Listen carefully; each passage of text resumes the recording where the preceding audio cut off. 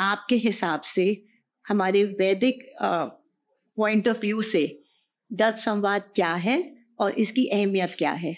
ये एक ऐसा प्रयास है जो बहुत आज की जनरेशन के लिए बहुत ही उपयोगी है, क्योंकि आजकल के वातावरण में जिस तरह से पारिवारिक जीवन जो है एकल होता जा रहा है, संयुक्त परिवार से हम पति पत्नी तक सीमित हो रहे हैं, उसमें बहुत सारी हमारी परंपराएं, हमारे निर्देश, हमारे पूर्वजों के बहुत सारी अच्छी आदतें छूटती जा रही है। कोई बताने वाला नहीं, कोई कहने वाला नहीं, कोई समझाने वाला नहीं।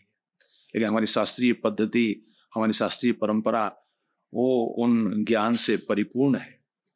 तो बहुत आवश्यक है। गर्भ संवाद का महत्व इसलिए भी जरूरी है क्योंकि ये वो क्षण होता है जब हम परिवार को, समाज को एक नई जनरेशन देने जा रहे हैं। एक नई युवा पीढ़ी आए संसार में, तो उसकी जो शुरुआत है, बिगिनिंग है, तो कहते हैं कि आरंभ अच्छा होना चाहिए, तो हमारा आगे भी सब ठीक रहेगा। तो यह गर्भ संवाद का महत्व इसलिए भी है क्योंकि आजकल जो बच्चे, हालांकि इन सब का स्रोत बहुत प्राचीन काल से ही रहा है, ऋषि मुनियों के बहुत सारे, हमारे जो वेदों के काल से ही रहा है। वैदिक मंत्रों में बहुत सारे ऐसी बातें हैं, ऐसे मंत्र हैं जिन मंत्रों में ये निर्देश है कि गर्भ में जो शिशु पल रहा है उस समय माता पिता कैसे आचरण करें, कैसे व्यवहार करें, जिससे उस आने वाली संतान के अंदर एक दिव्यता है, एक उनके अंदर गुणवत्ता है। तो ये वेदों के काल से ही चला रहा है और हमारे तमाम इतिहास परंपरा में, रामायण काल हो, महाभारत काल हो, हर कालखंड में कुछ ना कुछ ऐसे एग्जाम्पल मिले हैं जब माता ने जैसा चाहा वैसे बच्चे को बनाया, निर्माण किया। तो ये बहुत प्राचीन काल से व्यवस्था चल रही है। अच्छी बात है कि आज जागरूकता आ रही है जी। और जागरूकता इसलिए भी आनी चाहिए क्योंकि संसार हमारा सुखमय रहे, संसार में पीसफुल वातावरण रहे। इसके लिए आवश्यक है कि हर व्यक्ति के अंदर एक चरित्र हो, उसका एक चारित्रिक उसकी प्रतिष्ठा हो। तो इसके लिए ये शुरुआत में ही ध्यान दिया जाता है, एक स्ट्रॉन्ग कैरेक्टर और वैल्यू सिस्टम हो। तो उस समय अगर ध्यान दिया जाता है तो आगे के लिए बहुत आसान हो जाता है। बिल्कुल।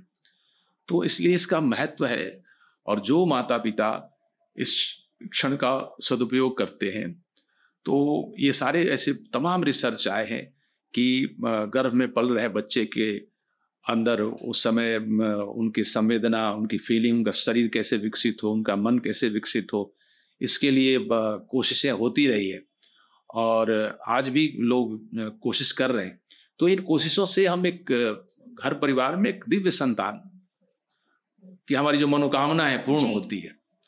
तो इसलिए इसका महत्व बिल्कुल हर समय काल में इसकी प्रासंगिकता है। या यूँ कहें कि जैसे फूलों की हम छटाई करते हैं तो एक उसका सही स्वरूप आ जाता है, कोई भी चीज है उसको व्यवस्थित करते हैं तो उसका सही स्वरूप आता है, किसी चीज को बेहतर उपयोग करना है। तो हम मेटेरियल्स जगत तक तो हमारा ध्यान रहता है, लेकिन जो चेतना है यानी जो लिविंग पर्सन है, जो ऐसे लोग हैं जो उसका उपयोग करने वाले हैं, उन उपयोग करने वालों के अंदर चारित्रिक विकास नहीं हुआ तो ये सारा मेटेरियल्स जगत के ऊपर फोकस करने का कोई मायने नहीं रह जाएगा। क्योंकि जो उनका उपयोग करने वाला है उसका कैरेक्टर कैसे बिल्डअप हो, इस पे हमारे ऋषियों ने प्लानिंग किया था। इसलिए देखिए हमारे 16 संस्कारों की बहुत अद्भुत परंपरा रही है, संस्कार विधि है।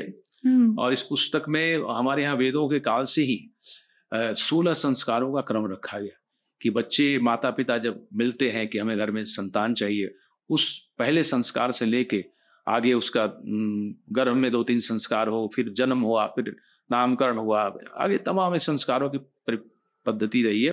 तो ऐसे तमाम पुस्तकें, वेदों का ऐसा निर्देश है कि हमें उस संस्कार पे ध्यान देना चाहिए कि जिससे हमारी जनरेशन, हमारी सोसाइटी, ये सब चीजें डॉक्यूमेंटेड हैं। बिल्कुल।